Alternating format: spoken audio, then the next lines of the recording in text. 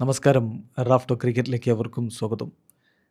ഇന്ത്യയും ഇംഗ്ലണ്ടും തമ്മിലുള്ള സെമി ഫൈനൽ മത്സരം എന്തൊരു പോരാട്ടമായിരുന്നത്. 499 റൺസാണ് 20 ഓവറുകളിൽ പിറന്നത്. അക്ഷരാർത്ഥത്തിൽ റൺ മഴ പെയ്തൊരു പോരാട്ടം. ഈ പോരാട്ടത്തിനൊടുവിൽ ടീം ഇന്ത്യ ഇംഗ്ലണ്ടിനെ പരാജയപ്പെടുത്തിക്കൊണ്ട് 7 റൺസിൻ്റെ വിജയം സ്വന്തമാക്കി വേൾഡ് കപ്പിൻ്റെ ഫൈനലിലേക്ക് കടന്നുപോയി. കിടിലൻ ഇന്നിങ്സ്. സഞ്ജു സാംസൺ 89 റൺസാണ് അദ്ദേഹം അടിച്ചത്. ജേക്കബ് ബത്തലിൻ്റെ 105 റൺസ് ഇംഗ്ലണ്ടിൻ്റെ ചേസിന് ബലം നൽകി. പക്ഷേ അവസാനം ജസ്പ്രീത് ബുംറയുടെ മാന്ത്രിക ഓവറുകൾക്ക് മുന്നിൽ അവർ ആ ഒരു റണ്ണൊഴുക്ക് തുടരാൻ പറ്റാതെ വീഴുകയായിരുന്നു. പിന്നെ കളി തോൽക്കും എന്നുറപ്പായതിനു ശേഷം ആർച്ചറുടെ വക 2-3 സിക്സറുകൾ വന്നിട്ടാണ് ഈ മാർജിൻ 7 ചുരുങ്ങിയത്. പക്ഷേ അതിനു മുമ്പേ ഇംഗ്ലണ്ട് തോറ്റ് കഴിഞ്ഞിരുന്നു. എന്നാലും ഇംഗ്ലണ്ടിൻ്റെ പോരാട്ട വീര്യത്തെ നമ്മൾ കുറച്ച് കാണുകയല്ല. കളിയിൽ ആദ്യം ബാറ്റ് ചെയ്ത ഇന്ത്യ നിശ്ചിത 20 ഓവറുകളിൽ 7 വിക്കറ്റിന് 253 റൺസാണ് അടിച്ചത്. സഞ്ജു സാംസണിൻ്റെ 89 റൺസും ശിവൻ ദ്യൂബയുടെ 43 റൺസും ഇഷാൻ കിഷൻ്റെ 39 റൺസും ഇന്ത്യൻ ബാറ്റിങ്ങിന് ശക്തി പകർന്നപ്പോൾ മറുപടി ബാറ്റിങ്ങിൽ ഇംഗ്ലണ്ട് 7 വിക്കറ്റിന് 246 റൺസ് അടിച്ചു. ബത്തലിൻ്റെ 105 റൺസും വിൽ ജാക്സിൻ്റെ 35 റൺസുമാണ് അവർക്ക് കരുത്തായത്. അപ്പോൾ ഇന്ത്യയുടെ എല്ലാ പ്രധാനപ്പെട്ട മത്സരങ്ങൾക്ക് ശേഷവും നമ്മൾ വിശദമായിട്ട് റിവ്യൂ പറയാറുണ്ട്. അങ്ങനെ ഒരു റിവ്യൂവിലേക്ക് നമ്മൾ കടക്കുകയാണ്. പ്രമുഖ ക്രിക്കറ്റ് പോർട്ടലുകൾ ESPN, ക്രിക്കിൻഫോ, ക്രിക്ബസ് തുടങ്ങിയ പോർട്ടലുകളുടെ നിരീക്ഷണങ്ങളും അതുപോലെ ക്രിക്കറ്റ് എക്സ്പേർട്ടുകളുടെ നിരീക്ഷണങ്ങളൊക്കെ റെഫർ ചെയ്ത് നമ്മുടേതായ അഭിപ്രായങ്ങൾ കൂടി ചേർത്ത് അവതരിപ്പിക്കുന്നതാണ് റാഫ് ടോക്സിൻ്റെ ക്രിക്കറ്റ് റിവ്യൂസ്. അപ്പോൾ നിങ്ങൾക്ക് നിങ്ങളുടേതായിട്ടുള്ള അഭിപ്രായങ്ങളുണ്ടാവും. കമൻറ്റ് ബോക്സ് രേഖപ്പെടുത്താം. ആരോഗ്യകരമായ മാന്യമായ ക്രിക്കറ്റ് ചർച്ചകളുമായി നമുക്ക് മുന്നോട്ട് പോകാം. ഏതായാലും കളിയിലേക്ക് വന്നാൽ നോക്കുക, 40 ഓവറിൽ 499 റൺസ് എന്ന് പറയുമ്പോൾ അത് വല്ലാത്തൊരു റൺ മഴ തന്നെയായിരുന്നു. അങ്ങനെ ഇന്ത്യ T20 വേൾഡ് കപ്പിൻ്റെ ഫൈനലിലേക്ക് കടന്നുപോയിരിക്കുന്നു. ആരോടൊക്കെ ടീം ഇന്ത്യ നന്ദി പറയണമെന്ന് ചോദിച്ചാൽ പ്രധാനമായും ജസ്പ്രീത് ബുംറയോടും സഞ്ജു സാംസണിനോടും തന്നെയാണ് നന്ദി പറയേണ്ടത്. പിന്നെ ഫീൽഡിലെ മാന്ത്രിക പ്രകടനം നടത്തിയ അക്സർ പട്ടേലും വേറിട്ട് നിന്നു. ജേക്കബ് ബത്തൽ അദ്ദേഹത്തെ കൊണ്ട് എന്ത് ചെയ്യാൻ പറ്റുമെന്ന് ലോകത്തിന് കാണിച്ചു കൊടുത്ത ഒരു ദിവസം. അതാണ് കൃത്യമായിട്ട് അദ്ദേഹത്തിൻ്റെ ഭാഗത്ത് നമുക്ക് പറയാനുള്ളത്. 48 പന്തുകളിൽ നിന്നാണ് അദ്ദേഹത്തിൻ്റെ 105 റൺസ് വന്നിട്ടുണ്ടായിരുന്നത്. കിടിലൻ ഇന്നിങ്സ്. 8 4ഉം 7 6ഉമാണ് അദ്ദേഹത്തിൻ്റെ ബാറ്റിൽ നിന്ന് വന്നത്. സഞ്ജു സാംസണിൻ്റെ ബാറ്റിൽ നിന്ന് 8 4ഉം 7 സിക്സറുകളും, അതും ശ്രദ്ധിക്കുക. Then 254 runs. അത് വാങ്കഡയിലെ സ്റ്റേഡിയത്തിൽ ചേസിബിൾ ആണോ എന്ന് ചോദിച്ചാൽ ഡിയൊക്കെ വരുമ്പോൾ അതിന് സാധ്യതയുണ്ട് എന്നതായിരുന്നു യാഥാർത്ഥ്യം. സഞ്ജുവാണ് നമ്മളെ 254 റൺസിലേക്ക് കൊണ്ടുപോയത്. വെസ്റ്റ് ഇൻഡീസിനെതിരെയുള്ള കളിയിൽ 97 റൺസ് നോട്ട് ഔട്ട്. ആ ഫോമിൻ്റെ ഒരു തുടർച്ച അദ്ദേഹം ഇവിടെയും കാണിച്ചു. 42 പന്തുകളിൽ നിന്ന് 89 റൺസ്. ഇംഗ്ലണ്ടിൻ്റെ മറുപടി ബാറ്റിങ്ങിൽ ഇത് ചേസബിൾ ആയിരുന്നു, വേണമെങ്കിൽ ചെയ്യാമായിരുന്നു. അതിൽ അവർക്ക് പവർ പ്ലേയിൽ 3 വിക്കറ്റുകൾ വീണു. പിന്നെ കളി അവർ കൊണ്ടുപോകുന്നു എന്ന് തോന്നിച്ച ഘട്ടത്തിൽ ബുംറയും ഹാർദിക്കും ഒക്കെ മികച്ച രൂപത്തിൽ പന്തെറിഞ്ഞു. അവസാന ഓവറിൽ അവർക്ക് 30 റൺസ് വേണമായിരുന്നു. ആദ്യത്തെ 1-2 പന്തുകൾ കഴിയുന്നതോടുകൂടി അവർ പരാജയം ഉറപ്പാക്കി കഴിഞ്ഞിരുന്നു. ഇതാണ് സംഭവിച്ചത്. ഫൈനൽ അനാലിസിസ് നമ്മൾ നോക്കുമ്പോൾ കളിയിലെ ഏറ്റവും ഇമ്പോർട്ടൻ്റ് ആയിട്ടുള്ള നിമിഷം ഏതാണ്? ഒരു സംശയവും വേണ്ട, ജോഫ്രി ആർച്ചറുടെ പന്തിൽ ഒരു സിമ്പിൾ ക്യാച്ച് ഡ്രോപ്പ് ചെയ്തു ഹാരി ബ്രൂക്ക്. യെസ്, നമ്മുടെ സഞ്ജു സാംസണിൻ്റെ ക്യാച്ചാണ് ആ ഡ്രോപ്പ് ചെയ്തത്. ഒരു ത്രോ ടൈറ്റിലൊക്കെ വന്ന ക്യാച്ചാണ് അദ്ദേഹം ഡ്രോപ്പ് ചെയ്തത്. അവിടെ കളി പോയി. നമ്മൾ പറയാറില്ല, 99 വേൾഡ് കപ്പിൻ്റെ സെമി ഫൈനൽ മത്സരത്തിൽ സ്റ്റീവോയുടെ ക്യാച്ച് ഡ്രോപ്പ് ചെയ്ത ഹർഷൽ ഗിബ്സ് അത് പിടിച്ചിട്ട് ത്രോ ചെയ്യാൻ നോക്കിയതാണ്. അപ്പോഴേക്കും കയ്യിൽ നിന്ന് താഴേക്ക് പോയി. അന്ന് സ്റ്റീവോ ഗിബ്സിനോട് പറഞ്ഞെന്ന് നമ്മൾ കേൾക്കുന്ന ഒരു കഥയില്ലേ, പ്രിയ സുഹൃത്തെ, താങ്കൾ ഡ്രോപ്പ് ചെയ്തത് വേൾഡ് കപ്പാണെന്ന്. അതാണ് ഹാരി ബ്രൂക്കിനോട് പറയേണ്ടത്. പിന്നീട് ഹാരി ബ്രൂക്കിൻ്റെ മുഖഭാവം നിങ്ങൾ കണ്ടില്ല. ഓരോ നിമിഷവും ഒരു ഗിൽറ്റ് ഫീലിംഗ് അദ്ദേഹത്തിനുണ്ടായിരുന്നു. ചൂയിങ്ങൊക്കെ ഡെസ്പറേഷനിൽ പിടിച്ചു വലിക്കുന്ന, വല്ലാത്ത നിരാശയുള്ള മുഖവുമായിട്ട് നിൽക്കുന്ന ഹാരി ബ്രൂക്ക്. സാംസൺ ആ ഒരു ഘട്ടത്തിൽ 15 റൺസ് മാത്രമാണ് അടിച്ചിട്ടുണ്ടായിരുന്നത് നോക്കുക. അതിനുശേഷം നന്നായിട്ട് അടിയും കിട്ടി ജോഫ്രി ആർച്ചർക്ക്. ഇംഗ്ലണ്ടിൻ്റെ പതനം യഥാർത്ഥത്തിൽ അവിടെയാണ് തുടങ്ങിയത്. പിന്നെ 2 കിടിലൻ ക്യാച്ചുകൾ. അക്സർ പട്ടേലിൻ്റെ ക്യാച്ച്, പുറകോട്ട് ഓടിപ്പോയിട്ട് എടുക്കുന്ന ഒരു ക്യാച്ചുണ്ട്. അത് കൃത്യമായിട്ട് ഹാരി ബ്രൂക്കിന് എങ്ങനെയാണ് ക്യാച്ച് എടുക്കേണ്ടത് എന്ന് കാണിച്ചു കൊടുത്തൊരു ക്യാച്ചാണ്. ബ്രൂക്ക് പോകുന്നു. പിന്നെ ശിവൻ ദ്യൂബയും അദ്ദേഹവും ചേർന്ന് നടത്തിയ റിലേ ക്യാച്ച് അതിൽ ഫുൾ ക്രെഡിറ്റ് അക്ഷർ പട്ടേലിനാണ്. അത് ശിവൻ ദ്യൂബ എന്ന് പറഞ്ഞാലും ആക്ച്വലി അതിൻ്റെ എല്ലാ എഫേർട്ടും എടുത്തത് അക്ഷർ പട്ടേലാണ്.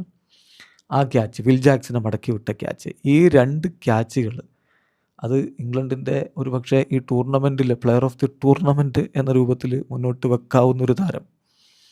അദ്ദേഹത്തെയാണ് പറഞ്ഞു വിടുന്നത്. 77 റൺസിൻ്റെ സ്റ്റാൻഡ് 5th വിക്കറ്റ് കൂട്ടുകെട്ടിൽ ജേക്കബ് ബത്തലിനൊപ്പം ഉണ്ടാക്കി. ഒരു സാധ്യത അവർ ഇങ്ങനെ കണ്ട നിമിഷത്തിലാണ് ഈ ഒരു മാന്ത്രിക ക്യാച്ച് വരുന്നത്. ഇതെല്ലാം കൂടി ചേർന്നാണ് നമ്മുടെ ഒരു വിജയം സാധ്യമാവുന്നത്. നോക്കുക, ടോസ് ലഭിച്ചിട്ട് ബൗൾ ചെയ്യാനാണ് ഹാരി ബ്രൂക്ക് തീരുമാനിക്കുന്നത്. അപ്പോൾ ഇന്ത്യയുടെ ക്യാപ്റ്റൻ സൂര്യകുമാർ യാദവ് പറഞ്ഞു, ഞങ്ങൾ ടോസ് ലഭിച്ച എങ്ങനെയായാലും ബാറ്റ് ചെയ്യുമായിരുന്നു. അത് വെറുതെ ഒരു മൈൻഡ് ഗെയിം എന്ന രൂപത്തിൽ പറഞ്ഞതാവണം. ഞങ്ങൾക്കൊന്നും പറ്റിയിട്ടില്ല ടോസ് പോയിട്ടും എന്നുള്ളത്. കാരണം T20 വേൾഡ് കപ്പിൻ്റെ ചരിത്രം നോക്കിയാൽ നോക്കൗട്ട് സ്റ്റേജിൽ കഴിഞ്ഞ 13 കൺസിക്യൂട്ടീവ് മാച്ചസ് ചേസ് ചെയ്ത ടീമേ ജയിച്ചിട്ടുള്ളൂ എന്നുള്ളതാണ്. ഏറ്റവും ഒടുവിൽ ഇങ്ങനെ നോക്കൗട്ടിൽ ഫസ്റ്റ് ബാറ്റ് ചെയ്ത് ടീം ജയിച്ചിട്ടുള്ളത് ഇതിനു മുമ്പ് ശ്രീലങ്കയുടെ വിക്ടറിയാണ് വെസ്റ്റ് ഇൻഡീസിനെതിരെ. ഏതായാലും ഇവിടെ ഇന്ത്യ ഇപ്പോൾ ആദ്യം ബാറ്റ് ചെയ്തുകൊണ്ട് വീണ്ടും വിജയത്തിലേക്ക് പോയിരിക്കുന്നു. ഒടുവിൽ ഇന്ത്യയുടെ ബാറ്റിംഗ് ഒരു കിടലൻ രൂപത്തിലേക്ക് പവർ പ്ലേയിൽ കാര്യങ്ങൾ കൊണ്ടുപോയത് സഞ്ജു സാംസണും ഇഷാൻ കിഷനും ചേർന്നുകൊണ്ടാണ്. 67 റൺസാണ് ഇന്ത്യ പവർ പ്ലേയിൽ അടിച്ചിട്ടുണ്ടായിരുന്നത്. അതേസമയം സഞ്ജു സാംസണെ സംബന്ധിച്ചിടത്തോളം ജോഫ്രെ ആർച്ചർക്കെതിരെ ഇതിനു മുമ്പ് അത്ര മികച്ചൊരു റെക്കോർഡല്ല ഉണ്ടായിരുന്നത്. 25 പന്തുകളിൽ നിന്ന് 23 റൺസ്, 3 വട്ടം ഔട്ടായി, ഇങ്ങനെയൊക്കെ ഉണ്ടായിരുന്നതാണ്. അവിടെ നിന്നാണ് ഈ രൂപത്തിൽ ആഞ്ഞടിച്ചത്. ജോഫ്രെ ആർച്ചർക്ക് തന്നെ പണി കൊടുത്ത്. ശരിക്കും പറഞ്ഞാൽ കഴിഞ്ഞ കളിയിൽ ആ ഒരു മൊമെൻറ്റം സഞ്ജു സാംസൺ കൃത്യമായിട്ട് കീപ്പ് ചെയ്തു. അദ്ദേഹം പറഞ്ഞല്ലോ, എൻ്റെ ഒരു ഫോം തുടരുന്നു, അത് മാക്സിമം യൂട്ടിലൈസ് ചെയ്യാൻ വേണ്ടി ശ്രമിച്ചു എന്നുള്ളത്. അപ്പോൾ അത് തന്നെയാണ് ഇവിടെ കൃത്യമായിട്ട് അദ്ദേഹം ചെയ്തിരിക്കുന്നത്. ബ്രൂക്കിനെ സംബന്ധിച്ചിടത്തോളം ആ ഒരു ഡ്രോപ്പ് വളരെ കോസ്റ്റ്ലി ആയിരുന്നു. ആർച്ചർക്ക് നന്നായിട്ട് അടിയും കിട്ടി. കാര്യങ്ങൾ പൂർണ്ണമായിട്ടും അവരുടെ കയ്യിൽ നിന്ന് കൈവിട്ടു പോകുന്ന സ്ഥിതിവിശേഷമുണ്ടായി. എന്നാൽ അഭിഷേക് ശർമ്മയുടെ കാര്യമോ ഇന്ത്യക്ക് അത് ഒരു ആശങ്ക തന്നെയാണ്. 2ാമത്തെ ഓവറിലാണ് അഭിഷേക് പുറത്താവുന്നത്. അപ്പോൾ ഇന്ത്യയുടെ സ്കോർ ബോർഡിൽ 20 റൺസായിരുന്നു. 7 പന്തുകൾ നേരിട്ട് അദ്ദേഹം 9 റൺസ് അടിച്ചു. വിൽ ജാക്സിൻ്റെ പന്തിൽ ഫിൽ സാൾട്ട് പിടിച്ച് പുറത്താവുകയായിരുന്നു. വിൽ ജാക്സ് കൃത്യമായിട്ട് അഭിഷേകിൻ്റെ മുന്നിൽ പോയി ഇങ്ങനെയൊക്കെ കാണിച്ചുകൊണ്ടൊരു സെലിബ്രേഷനൊക്കെ ഇടുന്നുണ്ട്. സോ അഭിഷേകിൻ്റെ ഫോം ഫൈനലിലേക്ക് വരുമ്പോൾ ഇന്ത്യയെ സംബന്ധിച്ചിടത്തോളം ഒരാശങ്കയാണ് എന്ന് തന്നെ പറയേണ്ടി വരും. മികച്ച രൂപത്തിൽ കളിച്ചു വന്നിരുന്ന ഒരാൾ, അയാളിക വേൾഡ് കപ്പിൽ ആകെ മോശമാവുന്നൊരവസ്ഥ. അതിന് ശേഷമാണ് പൊളിച്ചെടുക്കൽ യഥാർത്ഥത്തിൽ ഇന്ത്യ തുടങ്ങുന്നത്. ആർച്ചറിൻ്റെ 2 ഓവർ കഴിയുമ്പോൾ 26 റൺസ്, വിക്കറ്റൊന്നുമില്ലാതെ 26 റൺസ് എന്ന രൂപത്തിലേക്ക് വന്നു. പിന്നെ ജെയ്മി ഒവേർട്ടും വരുന്നു. ജെയ്മി ഒവേർട്ടിനും മോശമല്ലാത്ത രൂപത്തിലുള്ള അടി കിട്ടുന്ന കാഴ്ചയാണ് നമ്മൾ കാണുന്നത്. അതിനുശേഷം സാം കറൻ സ്ലോ ബോളുകളൊക്കെ എറിഞ്ഞു നോക്കി, അതിനെയും സഞ്ജു സാംസൺ ശിക്ഷിക്കുന്ന കാഴ്ച എന്ന് പറയുമ്പോൾ ഇംഗ്ലണ്ട് ഇന്നിങ്സിനെ സംബന്ധിച്ചിടത്തോളം അവർക്ക്, ഇംഗ്ലണ്ടിൻ്റെ ബൗളിങ്ങിനെ സംബന്ധിച്ചിടത്തോളം അവർക്ക് കാര്യങ്ങൾ കൈവിട്ടു പോകുന്നൊരു പ്രതീതിയാണ് അവിടെ ഉണ്ടായിരുന്നത്. അതുകൊണ്ട് തന്നെ അവർ ലിയാം ഡോസനെ കൊണ്ടുവരുന്നു. ലിയാം ഡോസന് ഈ പറഞ്ഞ പോലെ അദ്ദേഹത്തിൻ്റെ ആദ്യ ഓവറിൽ തന്നെ 19 റൺസ് കൊടുക്കുന്ന ഒരു കാഴ്ചയാണ് നമ്മൾ കാണുന്നത്. അപ്പോൾ 8ാമത്തെ ഓവറിലാണ് അദ്ദേഹത്തെ കൊണ്ടുവരുന്നത്. അതൊരു അത്ര നല്ല ഒരു പ്ലാനാണ് എന്ന് തോന്നിയില്ല. സഞ്ജു സാംസൺ കൃത്യമായിട്ട് സിക്സറുകൾ കൊണ്ട് ആ ഒരു ഡിമോളേഷൻ കൃത്യമാക്കിയെടുത്തു. 19 റൺസാണ് അദ്ദേഹത്തിന് കിട്ടിയത്. പിന്നെ നോക്കുക, സാം കറൻ അദ്ദേഹത്തിൻ്റെ എൻഡ് മാറ്റി വീണ്ടും പന്തെറിയാൻ വേണ്ടിയിരുന്നു. പക്ഷേ 20 റണ്ണ് വീണ്ടും പോകുന്നൊരു സ്ഥിതിവിശേഷം ഉണ്ടാകുന്നു. 9 ഓവർ കഴിയുമ്പോൾ 112-1 എന്ന രൂപത്തിലേക്ക് ടീം ഇന്ത്യ കുതിച്ചെത്തിയിട്ടുണ്ടെങ്കിൽ സഞ്ജുവും ഇഷാൻ കിഷനും ചേർന്ന് നടത്തിയിട്ടുള്ള ആഞ്ഞടിക്കൽ അത്രയും മികച്ചതായിരുന്നു. ഇഷാൻ കിഷന് ഒടുവിൽ പുറത്താകുന്നത്, ഇഷാൻ കിഷൻ പുറത്താകുമ്പോൾ ഇന്ത്യയുടെ സ്കോർ ബോർഡിൽ 117 റൺസായിരുന്നു. 10ാമത്തെ ഓവറിലാണ് ആദിൽ റഷീദിൻ്റെ പന്തിൽ അദ്ദേഹം പുറത്താകുന്നത്. ആദിൽ റഷീദിനെ അദ്ദേഹം അടിക്കാൻ ശ്രമിച്ചു. പക്ഷേ പിന്നെ റഷീദ് കൃത്യമായിട്ടത് മാനേജ് ചെയ്തു, അദ്ദേഹത്തെ മടക്കി വിട്ടു. ഇഷാൻ കിഷൻ 18 പന്തിൽ 4 ഫോറും 2 സിക്സും അടക്കം 39 റൺസാണ് അടിച്ചത്. കളി ഇന്ത്യയുടെ വരുതിയിലേക്ക് അപ്പോൾ വന്നു കഴിഞ്ഞിരുന്നു. ഒരു 250 എന്നുള്ളത് സാധ്യമാണ് എന്നൊരു ഫീലിംഗ് അപ്പോഴുണ്ടായിരുന്നു. അതാണ് സഞ്ജു കളിക്ക് ശേഷം പറഞ്ഞത്. ഞാനും ഇഷാൻ കിഷനും കൂടി ബാറ്റ് ചെയ്ത രീതി വെച്ച് നോക്കുമ്പോൾ ഞങ്ങൾക്ക് 250 എത്താൻ പറ്റുമെന്നൊരു വിശ്വാസം ഉണ്ടായിരുന്നു എന്ന്. പിന്നെ വളരെ കൃത്യമായിട്ട് ശിവൻ ദ്യൂബയെ പ്രൊമോട്ട് ചെയ്ത് വിട്ടു. അതും നല്ലൊരു നീക്കമായിരുന്നു. ആദിൽ റഷീദിനെ പോലെയുള്ള ബൗളർ അവിടെ എറിഞ്ഞുകൊണ്ടിരിക്കുന്നുണ്ട്. അപ്പോൾ അതൊക്കെ മുതലെടുക്കുക എന്ന രൂപത്തിൽ തന്നെയാണ് ശിവൻ ദ്യൂബയെ പറഞ്ഞു വിടുന്നത്. ലെഗ് സ്പിന്നറെ അദ്ദേഹം സിക്സറിന് പറത്തുന്ന കാഴ്ച. 2 ഹ്യൂജ് സ്ട്രൈക്കുകൾ, അതായത് ആദിൽ റഷീദിൻ്റെ 3rd ഓവറിലാണ് അത്തരത്തിലുള്ളൊരു പണിഷ്മെൻറ്റിലേക്ക് അദ്ദേഹം പോയത്. ആർച്ചർ മിഡ് ഓവറുകളിൽ ഒന്നുകൂടി പന്തെറിയാൻ വേണ്ടി എത്തി. പക്ഷേ സിമിലർലി എങ്ങനെയാണോ അദ്ദേഹത്തെ നേരത്തെ ട്രീറ്റ് ചെയ്ത് അതേപോലെ തന്നെ വീണ്ടും ട്രീറ്റ് ചെയ്തതോടുകൂടി ഇംഗ്ലണ്ടിനെ സംബന്ധിച്ചിടത്തോളം എങ്ങനെയും വിക്കറ്റുകൾ എടുക്കുക എന്നുള്ള ഡെസ്പറേഷൻ അത് നടപ്പാകാതെ പോവുകയും ഇന്ത്യ അതിവേഗത്തിൽ സ്കോർ ചെയ്ത് പോവുകയും ചെയ്യുന്ന സ്ഥിതിവിശേഷമാണ് അവിടെ നമ്മൾ കണ്ടത്. ദെൻ ഡെത്ത് ഓവറുകളിൽ സംഭവിച്ചത് ഇന്ത്യയെ സംബന്ധിച്ചിടത്തോളം കാര്യങ്ങൾ ആക്സലറേറ്റ് ചെയ്യേണ്ട ഒരു ഘട്ടം, സഞ്ജു സാംസൺ പുറത്താവുന്നൊരു ഘട്ടം സംഭവിക്കുന്നത് 14ാമത്തെ ഓവറിലാണ്. എന്ന് പറഞ്ഞാൽ സഞ്ജു സാംസണ് വിൽ ജാക്സിൻ്റെ ഒരു വൈഡ് ബോൾ അടിക്കാൻ വേണ്ടിയിട്ടുള്ള ശ്രമത്തിലാണ് അദ്ദേഹം പുറത്തായത്. പക്ഷെ അപ്പോഴേക്കും അദ്ദേഹം കൃത്യമായിട്ട് 89 റൺസിൻ്റെ മാസ്മരിക ഇന്നിങ്സ് കളിച്ചു കഴിഞ്ഞിരുന്നു. സെഞ്ചുറി നഷ്ടമായി. അതൊരു ചെറിയ സങ്കടം ആരാധകർക്കുണ്ടാവാം. പക്ഷേ സഞ്ജു പറയുന്നു ഇത് T20 ആണ്. അപ്പോൾ ഇങ്ങനെയൊക്കെയുള്ള ഇന്നിങ്സിന് തന്നെയാണ് പ്രാധാന്യം. 42 പന്തുകൾ 8 ഫോറും 7 സിക്സും അടക്കം 89 റൺസ് അടിച്ചിട്ടാണ് സഞ്ജു സാംസൺ പുറത്താകുന്നത്. അതിനിടയ്ക്ക് സൂര്യ 11 റൺസുമായിട്ട് പുറത്താകുന്ന കാഴ്ച പിന്നീട് 16ാമത്തെ ഓവറിൽ നമ്മൾ കാണുന്നു. ഇന്ത്യ അപ്പോൾ 194 പിന്നെ ഡെത്ത് ഓവറുകളിലേക്ക് കാര്യങ്ങൾ കടക്കുമ്പോൾ ഹാർദിക് പാണ്ഡ്യയും ശിവൻ ദ്യൂബയും ചേർന്ന് ഒരു മാസ്മരിക ഫിനിഷിങ്ങിലേക്ക് കാര്യങ്ങൾ കൊണ്ടുപോകുമെന്നാണ് നമ്മൾ കരുതിയത്. പക്ഷേ 18ാമത്തെ ഓവറിൽ റണ്ണൗട്ടാകുന്നു. ശരിക്കും പറഞ്ഞാൽ അത് ഒരു മിസ്കമ്മ്യൂണിക്കേഷൻ എന്നോ, കാരണം ഹാർദിക് പാണ്ഡ്യ ബോൾ ഫീൽഡറെ കയ്യിലേക്കാണ് അടിക്കുന്നത്. അദ്ദേഹം ഇങ്ങോട്ട് മുന്നോട്ട് 3-4 സ്റ്റെപ്പ് വെക്കുന്നു. അപ്പോഴേക്കും ദ്യൂബെ ഓടിക്കഴിഞ്ഞിരുന്നു. ഒടുവിൽ അദ്ദേഹം റണ്ണൗട്ടായിട്ട് മടങ്ങുന്നു. അദ്ദേഹം ഒരു അർദ്ധ സെഞ്ചുറി എന്തായാലും അർഹിച്ചിരുന്നു എന്നുള്ളതാണ് യാഥാർത്ഥ്യം. 25 പന്തുകളിൽ നിന്ന് 1 ഫോറും 4 സിക്സും അടക്കം 43 റൺസാണ് അദ്ദേഹം കുറിച്ചിട്ടുണ്ടായിരുന്നത്. സോ പിന്നെ സംഭവിക്കുന്നത് നോക്കുക. ദ്യൂബെ റണ്ണൗട്ടാകുന്നു. ഹാർദിക് പാണ്ഡ്യ 12 പന്തുകളിൽ നിന്ന് 27 റൺസാണ് സംഭാവന ചെയ്തത്. തിലക് നോക്കുക, 7 പന്തുകളിൽ നിന്ന് 3 സിക്സറുകളടക്കം 21 റൺസ്. ആർച്ചർക്ക് ഒടുവിൽ അടിയങ്ങ് കിട്ടി വലഞ്ഞിട്ട് അദ്ദേഹത്തിൻ്റെ 4 ഓവറിൽ 61 റൺസാണ് പിറന്നത്. സോ മനോഹരമായിട്ട് ഫിനിഷ് ചെയ്തു ഇന്ത്യ. 253 റൺസ് വിജയിക്കാൻ 254 എന്ന് പറയുമ്പോൾ ഇംഗ്ലണ്ടിനെ സംബന്ധിച്ചിടത്തോളം ഒരു ഹ്യൂജായിട്ടുള്ള റൺമല കവർ ചെയ്യേണ്ടതുണ്ട്. ഫിൽ സാൾട്ടും ജോസ് ബട്ട്ലറും ചേർന്നുകൊണ്ട് തുടങ്ങുന്നു. ഒരു ബൗണ്ടറി കടിച്ചുകൊണ്ട് ഫിൽ സാൾട്ട് തുടങ്ങിയെങ്കിലും അതുകൊണ്ട് കാര്യമുണ്ടായില്ല. ഹാർദിക് പാണ്ഡ്യയുടെ പന്തിൽ അക്സർ പട്ടേൽ പിടിച്ച് ഫിൽ സാൾട്ട് 5 റൺസുമായിട്ട് മടങ്ങുമ്പോൾ അവരുടെ സ്കോർ ബോർഡിൽ 13 റൺസ് മാത്രമേ ഉണ്ടായിരുന്നുള്ളൂ. ഈ വേൾഡ് കപ്പിൽ ഉടനീളം മോശം ഫോമിൽ തുടർന്ന ജോസ് ബട്ട്ലറാണ് പിന്നെ മറുഭാഗത്തുള്ളത്. ഹാരി ബ്രൂക്ക് വന്നു. ഹാരി ബ്രൂക്കിൻ്റെ വക ഒരു ഫോറൊക്കെ വരുന്നു. ഒരു പ്രതീക്ഷ ഇംഗ്ലണ്ടിനുണ്ടാകുന്നു. പക്ഷെ അപ്പോഴാണ് ബുംറയുടെ പന്തിൽ മനോഹരമായൊരു ക്യാച്ച് പുറകോട്ട് ഓടിയെടുക്കുന്ന അക്സർ പട്ടേൽ നമ്മൾ കാണുന്നത്. ഇംഗ്ലണ്ടിനത് വലിയ തിരിച്ചടിയായിട്ട് മാറുകയും ചെയ്തു. കാരണം അവരുടെ തുറുപ്പിച്ചീട്ടായിരുന്നു ഹാരി ബ്രൂക്ക്. അദ്ദേഹം മടങ്ങിയതോടുകൂടി 38-ന് 2 എന്ന രൂപത്തിലായി. ഈ വേൾഡ് കപ്പിൽ ഇതുവരെ ബൗണ്ടറി അടിക്കാൻ നന്നായിട്ട് പാടുപെട്ടിരുന്ന ജോസ് ബട്ട്ലറുടെ ബാറ്റിൽ നിന്ന് 4 ഫോറുകൾ വരുന്നു. 17 പന്തുകളിൽ നിന്ന് 4 ഫോറും 1 സിക്സും അടക്കം അദ്ദേഹം 25 റൺസ് അടിച്ചു.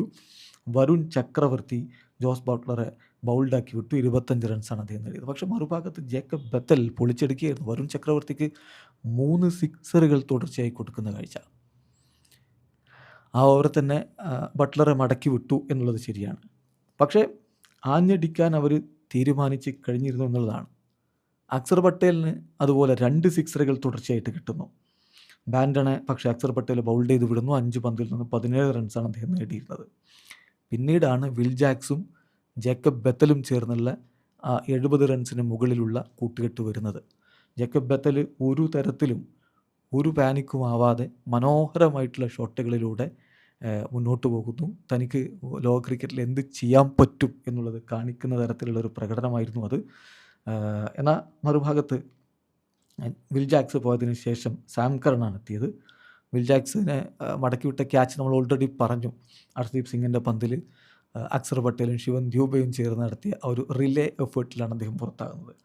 സാം കറന് ആ ഒരു മൊമെൻറ്റം തുടരാൻ പറ്റാതെ പോയത് ടീം ഇന്ത്യക്ക് കൃത്യമായിട്ട് ഗുണകരമായിട്ട് മാറി. ഹാർദിക് പാണ്ഡ്യയുടെ പന്തിൽ തിലക് വർമ്മ പിടിച്ച് പുറത്താകുമ്പോൾ 18 റൺസാണ് അദ്ദേഹം നേടിയിട്ടുണ്ടായിരുന്നത്. ബത്തൽ ഒരു ഡബിൾ ആടാനുള്ള ശ്രമത്തിലാണ് റണ്ണൗട്ടാകുന്നത്. 48 പന്തിൽ 8 4 7 6 അടക്കം 105 റൺസ്. ശരിക്കും പറഞ്ഞാൽ അവിടെ കളി പിടിച്ചത് ജസ്പ്രീത് ബുംറയുടെ ഓവറുകളാണ്. 16ാമത്തെ ഓവറിൽ ജസ്പ്രീത് ബുംറ വരുന്നു. അദ്ദേഹം 8 റൺസ് മാത്രം വിട്ടുകൊടുക്കുന്നു. അതോടുകൂടി ഇംഗ്ലണ്ടിന് കാര്യങ്ങൾ ശരിക്കും ബുദ്ധിമുട്ടായിട്ട് മാറുന്ന കാഴ്ച. ദെൻ അടുത്തത് ഇംഗ്ലണ്ടിനെ സംബന്ധിച്ചിടത്തോളം 18 പന്തിൽ 45 റൺസ് വേണം 3 ഓവറിൽ. ആ ഘട്ടത്തിൽ ബുംറ വീണ്ടും വന്ന് 6 റൺസും മാത്രം വിട്ടുകൊടുത്തുകൊണ്ട് മനോഹരമായിട്ട് പന്തെറിഞ്ഞു പോയി. അതോടുകൂടി പിന്നെ എന്ത് വേണം, 2 ഓവറിൽ 40 റൺസ് വേണം എന്ന അവസ്ഥയിലേക്ക് കാര്യങ്ങൾ കൊണ്ടുപോയി. അങ്ങനെയാണ് ഇംഗ്ലണ്ടിന് വലിയ ഒരു സമ്മർദ്ദമുണ്ടാവുന്നതും ഓടി ഡബിൾ എടുക്കാനുള്ള ശ്രമത്തിലേക്ക് പോയി ബത്തൽ ആ ഒരു ഘട്ടത്തിലൊക്കെ റണ്ണൗട്ട് ആവുകയൊക്കെ ചെയ്യുന്നത് അവസാന ഘട്ടത്തിൽ. പക്ഷേ ആ ഘട്ടത്തിൽ അവർക്ക് ഒരു 30 റൺസിൻ്റെ അവസാന ഓവർ കളിക്കണമായിരുന്നു. ഓൾറെഡി ബുംറയുടെ ഓവറുകൾ കഴിഞ്ഞു. ഇനി ആരെ പന്തെറിയിക്കും? കാരണം അക്സർ പട്ടേലിനാണ് പിന്നെ ഒരു ഓവർ ബാക്കിയുള്ളത്. അപ്പോഴാണ് ശിവൻ ദ്യൂബയിലേക്ക് തിരിയുന്നത്. അങ്ങനെ ബത്തൽ റണ്ണൗട്ടായി. പക്ഷെ പിന്നെ വന്ന ജോഫ്രെ ആർച്ചറെ സംബന്ധിച്ചിടത്തോളം അദ്ദേഹം സിക്സറുകൾ പിന്നീട് അടിക്കുന്നുണ്ടെങ്കിലും അത് കളി കഴിഞ്ഞതിന് ശേഷമാണ്. ജേക്കബ് ബത്തൽ റണ്ണൗട്ടാകുന്നു. അതിന് ശേഷം സംഭവിക്കുന്ന കാര്യങ്ങൾ നോക്കുക. അടുത്ത 2 പന്തുകളിൽ നിന്ന് സിംഗിളുകളാണ് വരുന്നത്. ശിവൻ ദ്യൂബയുടെ പന്തിൽ ജോഫ്രെ ആർച്ചർ സിംഗിൾ ഇടുന്നു. അടുത്ത പന്തിൽ ജെയ്മി ഓവർട്ടൺ സിംഗിൾ ഇടുന്നു. അതോടുകൂടി കളി കഴിഞ്ഞു. പിന്നെ ഇംഗ്ലണ്ടിന് വിജയിക്കാൻ കഴിയില്ലെന്ന് ഉറപ്പായിരുന്നു. അതിനുശേഷമാണ് ആ 3 സിക്സറുകൾ വന്നത്.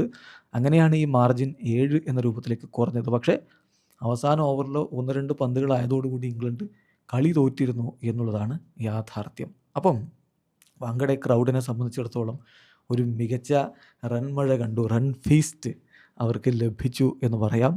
പക്ഷേ ആ ഒരു ആശങ്കയും മറ്റുമൊക്കെ അവസാനിപ്പിച്ച് അവസാനം 7 റൺസിൻ്റെ വിജയത്തോടു കൂടി ടീം ഇന്ത്യ ഫൈനലിലേക്ക് കടന്നു. ഒരു പെർഫെക്റ്റ് വിജയമാണെന്നൊന്നും പറയുന്നില്ല. പക്ഷേ ടോസ് ലഭിക്കാതിരുന്നിട്ട് വാങ്കഡയിലെ പിച്ചിൽ, അതും ഡ്യൂ കാരണം രണ്ടാമത് ബാറ്റ് ചെയ്യുന്ന ടീമിന് കാര്യങ്ങൾ പൂർണ്ണമായിട്ട് അനുകൂലമായ സാഹചര്യത്തിൽ കളി തിരികെ പിടിച്ചിട്ടുണ്ടെങ്കിൽ അതിന് നമ്മൾ കൈയടിക്കണം. ബൂംറയ്ക്ക് കൈയടിക്കണം. ഹാർദിക് പാണ്ഡ്യയും മനോഹരമായിട്ട് പന്തെറിഞ്ഞിട്ടുണ്ട്. അതുകൂടി നമ്മൾ എടുത്തു പറയണം. ബൂംറയെ മാത്രം പറയാതെ. കാരണം ബൂംറ 4 ഓവറിൽ 33 1 വിക്കറ്റ്, ഹാർദിക് പാണ്ഡ്യ 4 ഓവറിൽ 38 റൺസിന് 2 വിക്കറ്റ്. അവരുടെ ആ സീബേഴ്സിൻ്റെ ബൗളിങ് തീർച്ചയായിട്ടും ഇന്ത്യക്ക് ഗുണകരമായിട്ട് മാറി. അവിടെയാണ് നമ്മൾ കളി പിടിച്ചിട്ടുള്ളത് എന്ന് നിസ്സംശയം പറയാം. മാൻ ഓഫ് ദി മാച്ചായിട്ട് സഞ്ജു സാംസനെ വീണ്ടും തിരഞ്ഞെടുക്കുന്നു. ബാക്ക് ടു ബാക്ക് ആയിട്ട് അദ്ദേഹം മാൻ ഓഫ് ദി മാച്ച് നേടുകയും ചെയ്യുന്നു. എന്തായാലും ഇനി ബാക്കി ഫൈനലിൽ കാണാം. ആശങ്കയുള്ള ചില ഏരിയകളുണ്ട്. വരുൺ ചക്രവർത്തിയുടെ ഫോം ഇപ്പോൾ ഒരു ആശങ്കയാണ്. അഭിഷേകിൻ്റെ ഫോം ഇപ്പോൾ ഒരു ആശങ്കയാണ്. ശിവൻ ദ്യൂബക്ക് പന്ത് കൊടുക്കുന്നത് വലിയ ആശങ്കയാണ്. അപ്പോൾ ഇങ്ങനെയുള്ള ചെറിയ ചെറിയ പ്രശ്നങ്ങളുണ്ട്. അത് കവർ ചെയ്യപ്പെടും എന്ന് തന്നെ പ്രതീക്ഷിക്കാം. ഫൈനലിൽ ന്യൂസിലാൻഡിനെ പരാജയപ്പെടുത്തി വീണ്ടും കിരീടത്തിലേക്ക് പോകാൻ ടീം ഇന്ത്യക്ക് കഴിയുമെന്ന പ്രതീക്ഷയോടുകൂടി ഈ വീഡിയോ അവസാനിപ്പിക്കുകയാണ്. നിങ്ങൾക്ക് ഈ പറഞ്ഞ കാര്യങ്ങളിലൊക്കെ വ്യത്യസ്ത അഭിപ്രായങ്ങളുണ്ടാവും. കമൻറ്റ് ബോക്സ് രേഖപ്പെടുത്തുക. ആരോഗ്യകരമായ ക്രിക്കറ്റ് ചർച്ചകളുമായി നമുക്ക് മുന്നോട്ട് പോകാൻ. വീഡിയോ അവസാനിക്കുന്നു. ക്രിക്കറ്റ് ലോകത്തെ കൂടുതൽ വിശേഷങ്ങളുമായി റാഫ് ടോക്സിൽ എത്താം.